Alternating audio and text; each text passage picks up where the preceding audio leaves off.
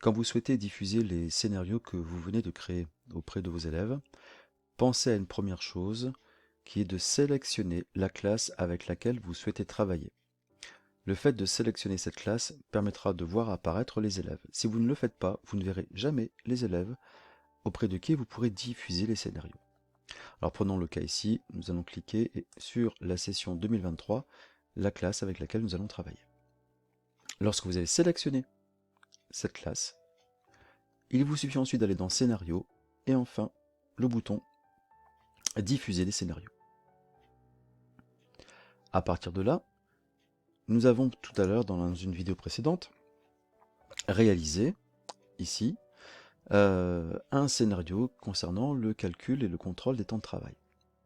Si nous souhaitons diffuser ce scénario auprès des élèves, il faut dans un premier temps sélectionner donc ici l'affiche et cliquer ensuite sur le bouton Tag élève pour faire apparaître la liste des élèves auprès desquels nous pouvons transférer ce scénario.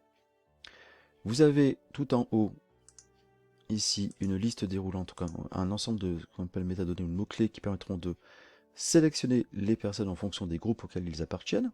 Donc là ici le groupe 2023.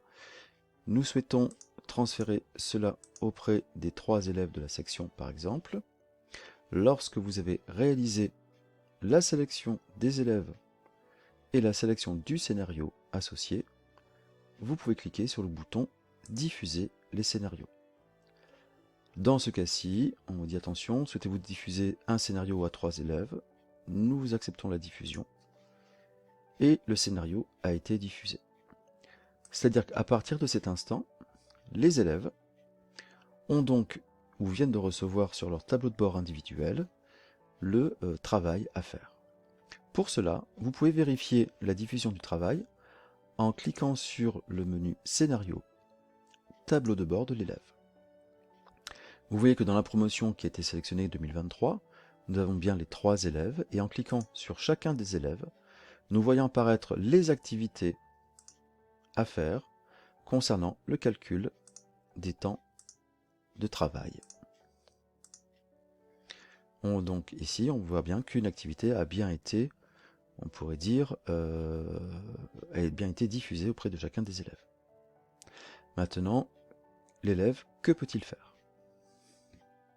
Pour vérifier ce que voit l'élève, Jean Bart par exemple, dans son tableau de bord personnel, j'ai ouvert une deuxième fenêtre en mode navigation privée et je me suis connecté à l'aide de ces identifiants. Si je clique dans le menu Mon tableau de bord, qui correspond au tableau de bord donc de l'élève Jean Bart, vous allez voir apparaître ici, effectivement, le travail à faire de calcul et contrôle des temps de travail. L'élève n'a qu'à cliquer dessus et voit apparaître automatiquement la liste du travail qui est à réaliser. Si l'élève souhaite transférer ce travail dans Affaires, donc ici tâches proposées mais non réalisées, en situation réalisée, en cours, vous voyez qu'en fait l'élève peut faire apparemment 2 activités de manière simultanée et pas plus, puisque c'est bien marqué 2 maxi. Lorsque l'on voit au niveau donc ici du travail, enfin en tout cas du tableau de bord de l'élève, on voit bien que le Affaires est devenu en cours. Et donc il était placé dans le en cours. Donc ça nous permet aussi de vérifier et de suivre, on pourrait dire, ce que font les élèves au fur et à mesure.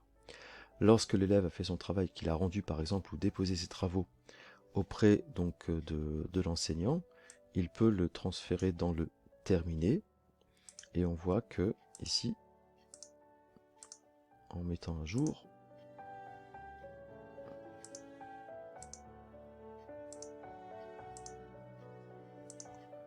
dans les activités bien sûr terminées, donc elle est bien présente, l'activité de l'élève est terminée et donc on peut normalement aller corriger ce qu'il a proposé.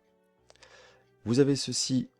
Donc ici, vous avez la possibilité, donc du coup, à partir du tableau de bord de l'enseignant, vous avez la possibilité d'aller vérifier ce que font les élèves au fur et à mesure et voir où ils en sont arrivés, selon le principe ou selon la méthode Kanban. Il ne vous reste donc plus qu'à aller corriger l'évaluation et ensuite d'évaluer la compétence à l'aide du menu Évaluer.